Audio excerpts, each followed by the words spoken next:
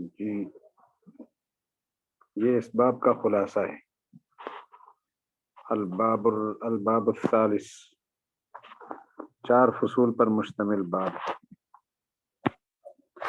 اس میں جو پہلی فصل ہے اس میں قرآن مجید کی ترتیب اور صورتوں کا اسلوبی بدیع، نایاب انداز بیان زیر بحث ہے،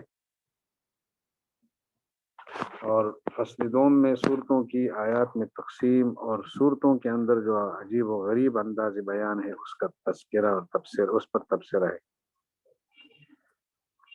اور اس کے بعد علوم خمسہ قرآن پاک میں مرتب انداز میں نہیں ہے بلکہ تکرار ہے، اس کی وجہ، اور چوتھی فصل میں قرآن پاک کا اعجاز زیر بحث آئے گا۔ آگے چلیں جی، پہلی فصل میں کیا ہے؟ قرآن پاک کی ترتیب اور صورتوں کا اسلوب ہے۔ تو آج دن کے درس میں آپ نے سنا تھا کہ قرآن پاک مکتوبات اور پیغامات کے مجموعے کی مانند ہے۔ چلیں جی اگلا صفحہ کھولیں۔ قرآن پاک مکتوبات اور پیغامات کے مجموعے کی مانند ہے۔ اللہ تعالیٰ نے اپنے بندوں کو مختلف حالات میں مختلف طرح کے فرامین اور پیغامات جبریل امین کے واسطے سے محمد صلی اللہ علیہ وسلم پر بھیجے ہیں، جن کا مجموعہ قرآن پاک ہے۔ اسلوب بدیع کا معنی ہے نایاب انداز بیان، ناشنا انداز بیان کرنے کا عجیب و غریب طریقہ جو دنیا میں رائج نہیں تھا۔ یہ تو آپ نے سنا ہوگا کہ اس زمانے میں اظہار خیال کے 4 طریقے تھے۔ ایک آدمی دوسرے کو پیغام بھیجتا ہے یا اپنے خیالات کا اظہار کرتا ہے، اپنی دعوت پھیلاتا ہے، تو اس کے 4 طریقے رائج تھے۔ ایک طریقہ خطابت کا تھا، تقریر جس کو ہم کہتے ہیں۔ ایک طریقہ شعر و شاعری کا تھا، قصیدوں میں اشعار میں اپنا پیغام درج کر لیتے تھے۔ اور ایک طریقہ تحریر کا تھا، مکتوبات جیسے کسی کو خط لکھنا ہے۔ اور ایک عام محاورہ، عام گفتگو کا تھا۔ اور ان 4 دائروں میں عرب فصاحت اور بلاغت کے اعلیٰ معیار پر فائز تھی۔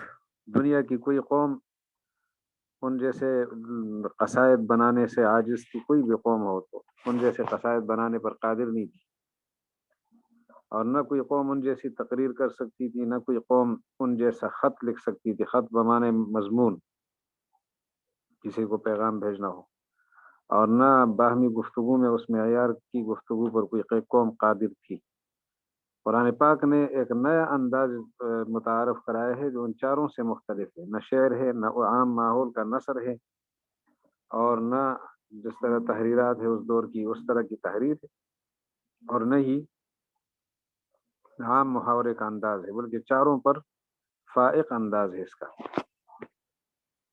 فوقیت رکھنے والا انداز۔ تو اسلوب بدیع کا معنی ہے ناشنا انداز بیان، اوپرا انداز بیان۔ بدیع کا معنی اصل میں ہوتا ہے نایاب، انوکھا۔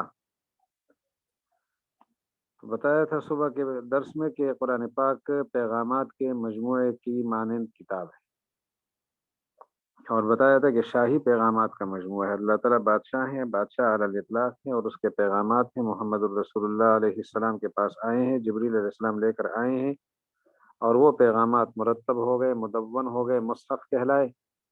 صورتوں کی تقسیم بتائی تھی، 4 قسم پر صورتیں سمجھی جاتی تھی۔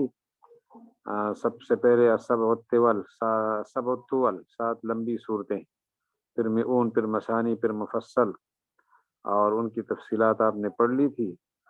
بادشاہوں کے خطوط اور فرامین اور قرآن پاک کی صورتوں میں کافی مناسبت پائی جاتی ہے۔ جس طرح بادشاہوں کے خطوط اور فرامین ہوتے ہیں، تو اسی طرح قرآن پاک میں چونکہ بادشاہ کا کلام ہے تو بادشاہوں کے خطوط اور فرامین کی طرح اس میں پوری مناسبت موجود ہے۔ اگلا صفحہ آپ نکالے پھر دیکھ لیں۔